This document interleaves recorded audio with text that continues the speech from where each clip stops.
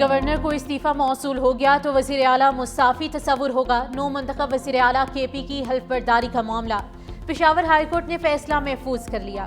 Chief justice Atiq شاہ نے کہا کہ علی امین گنڈاپور نے تو اسمبلی فلور پر تصدیق کر دی تھی، ہمیں بتائیں گورنر نے کیا کہا، کیا کل یہ ممکن ہوگا کہ گورنر حلف لینے کا فیصلہ کرے، نہ کہ استعفیٰ ہوا ہے یا نہیں؟ جب وزیر اعلیٰ کام نہیں کرنا چاہتے تو پھر کیا ہوگا؟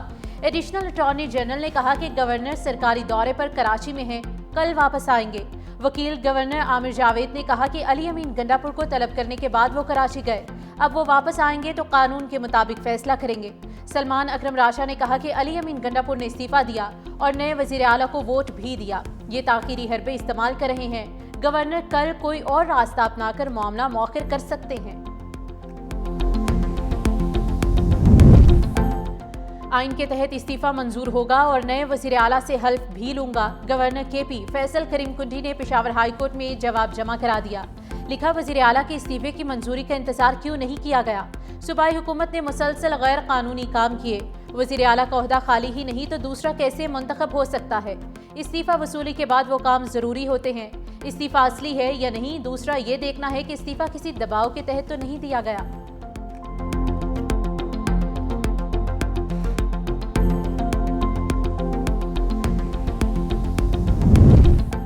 ہمیں امید ہے عدالت سے انصاف ملے گا، پی ٹی آئی رہنما اسد کیسر نے کہا کہ بچہ جانتا ہے وزیر اعلیٰ کا انتخاب آئین اور قانون کے مطابق ہوا، صوبے میں مسائل ہیں، ہم چاہتے ہیں سب کو ساتھ لے کر چلیں۔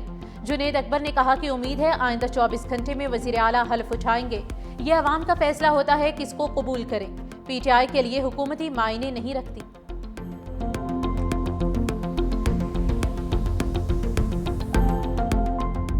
وزیر اعلیٰ کا استعفیٰ ابھی ایکسیپٹ نہیں ہوا اور گورنر نے ان کو 15 تاریخ 3 بجے کا ٹائم دیا ہے۔ چونکہ استعفیٰ ایکسیپٹ نہیں ہوا تھا تو ہم نے کل کے پورے پروسیجر سے واک آؤٹ کر لیا تھا کہ جب تک سیٹ ویکنٹ نہیں ہوتی سی ایم کی تب تک پروسیجر جو ہے وہ نہیں چلایا جا سکتا، اور جو شیڈول دیا ہے وہ شیڈول اس کے مطابق آئین کے مطابق نہیں۔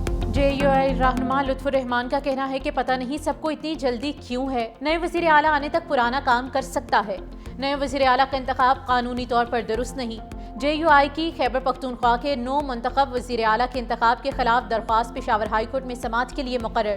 جے یو آئی کے رہنما لطف الرحمان کی جانب سے دائر درخواست میں موقف اختیار کیا گیا، سہیل آفریدی کے بطور وزیر اعلیٰ کے انتخاب کے عمل کو کالعدم قرار دیا جائے۔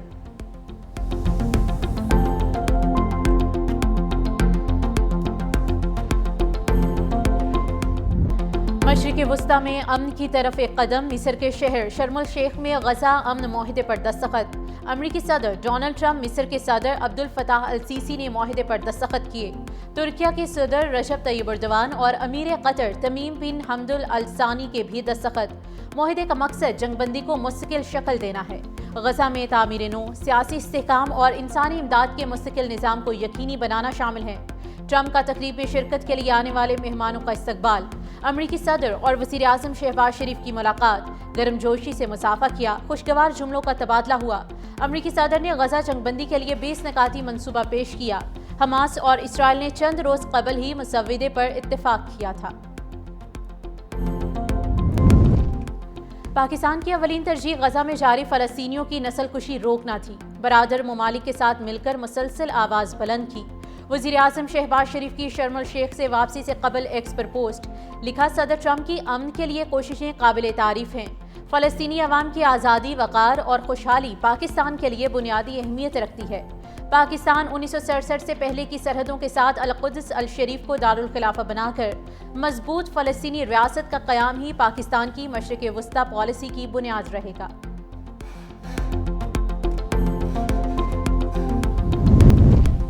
پاکستان اور امریکہ کے درمیان ٹیرف معاہدے پر کامیاب مذاکرات، وزیر خزانہ کی امریکی محکمہ خزانہ کے اعلیٰ حکام سے ملاقاتیں، پاکستان کے مضبوط معاشی اشاریوں پر وزیر خزانہ کی بریفنگ، امریکی حکام سے تجارتی معاہدہ پاکستان کے لیے اہم سنگ میل قرار، آئی ایف سی کے ریجنل نائب صدر ریکارڈ پولیتی سے بھی وزیر خزانہ کی ملاقات، ریکوریک منصوبے کے مالیاتی معاملات جلد طے کرنے پر اتفاق ہوا، پاکستان اور اسلامی ترقیاتی بینک کے درمیان نئے کنٹری انگیجمنٹ فریم ورک کی تیاری پر اتفاق کیا گیا۔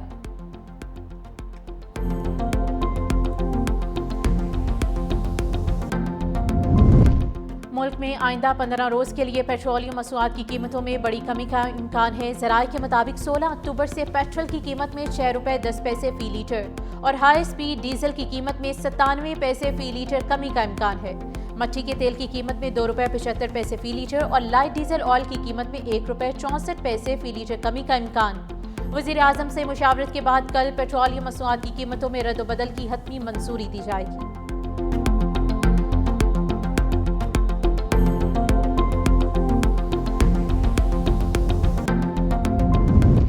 وزیر اعلیٰ پنجاب مریم نواز کی زیر صدارت جاتی عمرہ میں اہم اجلاس۔ پنجاب میں امن و امان کی صورتحال پر تفصیلی تبادلہ خیال۔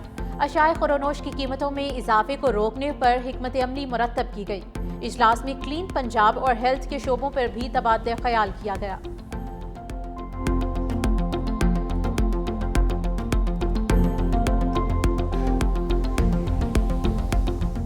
کرنا تو بہت مشکل ہو گیا، سونا اتنا مہنگا ہو گیا کہ گورنمنٹ کو چاہیے کہ تھوڑا اس سونے کے بارے میں سوچنا چاہیے کہ عام آدمی غریب آدمی کہاں سے سونا ڈالے گا اپنے بچوں کو۔ سونا بنائے کیسے، اتنا تو مہنگا ہے، سوچ ہی نہیں سکتے کہ سونے کی لمبی چھلانگ، 24 گھنٹے میں 24 کیرٹ گولڈ 4,35,100 روپے کا ہو گیا۔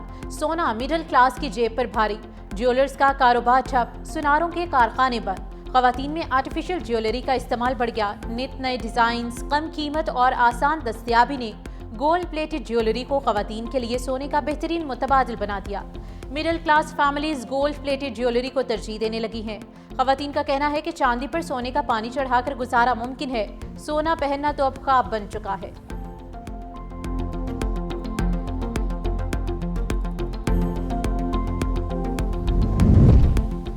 سپریم کورٹ میں 26ویں آئینی ترمیم کے خلاف درخواستوں پر سماعت۔ وکیل عابد زبیری نے دلائل دیتے ہوئے کہا کہ آئینی ترمیم سے پہلے موجود ججز پر مشتمل فل کورٹ بنایا جائے۔ موجودہ 8 رکنی بینچ میں ہمیں اپیل کا حق نہیں ملے گا۔ جسٹس جمال خان مندوخیل نے کہا کہ ایک جانب آپ کہتے ہیں فل کورٹ بنائیں، دوسری طرف کہتے ہیں صرف 16 جج کیس سنیں۔ کچھ وکلا نے تو یہ بھی کہا ہے کہ آرٹیکل 191A کو سائٹ پر رکھ کر کیس سنا جائے۔ سپریم کورٹ رولز کے حوالے سے 24 ججز بیٹھے تھے، ان کے سامنے رولز بنے۔ یہ کیس آگے نہیں چلے گا جب تک یہ کلیئر نہیں ہو جاتا۔ جسٹس عائشہ ملک نے کہا کہ اپیل کا حق دینا ہے یہ نہیں، یہ اب جوڈیشل کمیشن کے ہاتھ میں آ چکا ہے۔ جوڈیشل کمیشن چاہے تو اضافی ججز نامزد کر کے اپیل کا حق دے سکتا ہے۔ یہ سیدھا عدلیہ کی آزادی کا معاملہ ہے۔ جسٹس امین الدین نے کہا کہ آپ ہمیں کہہ رہے ہیں کہ چیف جسٹس کو فل کورٹ بنانے کا کہیں، ماضی میں چیف جسٹس نے خود فل کورٹ تشکیل دیا۔ عدالت نے 26ویں آئینی ترمیم کے خلاف درخواستوں پر سماعت کل 11:30 بجے تک ملتوی کر دی۔ لاہور کے جناح ہسپتال کی پیتھولوجی لیب کا بڑا سکینڈل بے نقاب۔ Blood culture vials double expiry اور شارٹ ایکسپائری کے بعد شیلف لائف ایکسپائرڈ نکلی۔ دستاویزات کے مطابق 70% سے کم شیلف لائف والی وائلز ہسپتال کو سپلائی نہیں کی جاتی، مگر جعل سازی سے شیلف لائف بڑھا کر خطرناک وائلز ہسپتال سپلائی کی گئی۔ کمپنی کے بیش انالیسس سرٹیفکیٹس بھی منظر عام پر آ گئے۔ دستیاب دستاویزات میں انکشاف کیا گیا ہے کہ 2022 سے 2025 کے دوران تمام خریداری میں رد و بدل کیا گیا۔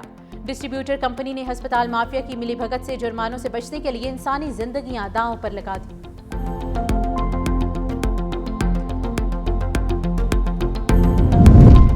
سمندری کیبل کی مرمت کے باعث پاکستان بھر میں انٹرنیٹ سروس متاثر۔ بین الاقوامی کیبل کنسورشیم کیبل میں نصب ریپیٹر کی مرمت جاری۔ ترجمان PTCL کے مطابق مرمت کے کام پر 18 گھنٹے لگ سکتے ہیں۔ اس دوران انٹرنیٹ سروس سست یا جزوی تعطل کا سامنا ہو سکتا ہے۔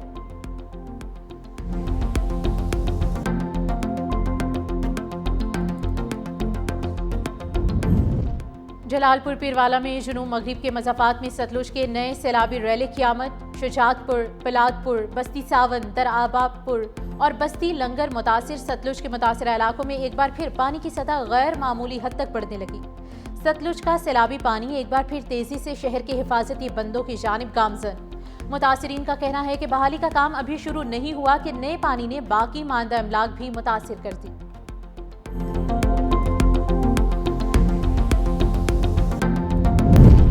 پاک افغان بارڈر باب دوستی پیدل اور مال بردار ٹرکوں کی آمد و رفت کے لیے تیسرے روز بند۔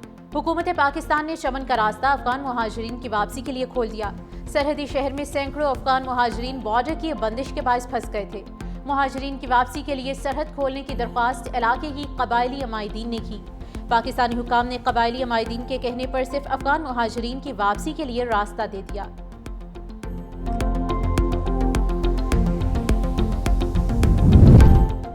پنجاب کی جیلوں میں پہلی بار قیدیوں کی تعداد 70,000 سے تجاوز کر گئی۔ گنجائش سے 88% زیادہ قیدیوں پابند سلاسل ہیں۔ اعداد و شمار کے مطابق 45 جیلوں میں 38,377 قیدی رکھنے کی گنجائش، جبکہ 72,176 قیدی رکھے گئے ہیں۔ گزشتہ 2 ماہ میں 7,000 قیدیوں کی تعداد میں ریکارڈ اضافہ ہوا۔ لاہور کی دونوں جیلوں میں 10,500 قیدی جبکہ گنجائش 4,300 قیدیوں کی ہے۔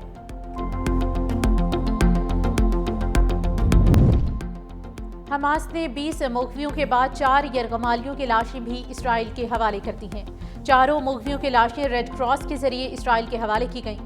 حماس کا کہنا ہے کہ باقی 24 مغویوں کی لاشوں کی حوالگی کے لیے وقت درکار ہے، کیونکہ ان کی تدفین کے مقام کا علم نہیں، نکالنے میں وقت لگ سکتا ہے۔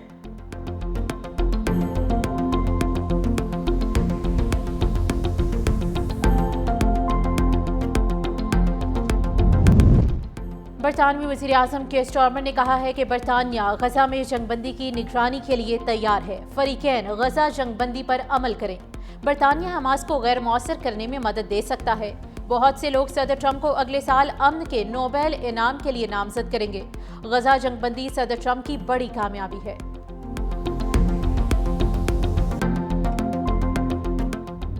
غزہ جنگ بندی میں تاخیر پر اسرائیل میں نیتن یاہو کے خلاف مظاہرے۔ اسرائیلی شہریوں نے سوال کیا کہ یہ سب اتنی دیر سے کیوں ہوا؟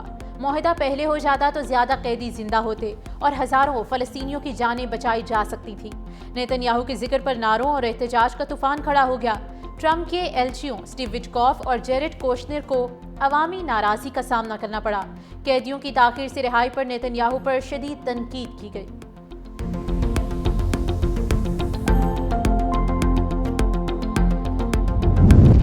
سعودی عرب میں مستقل رہائش حاصل کرنے کا نیا قانون نافذ۔ غیر ملکی شہریوں کو سعودی عرب میں بغیر کفیل کے رہائش، کاروبار اور روزگار کی آزادی ہوگی۔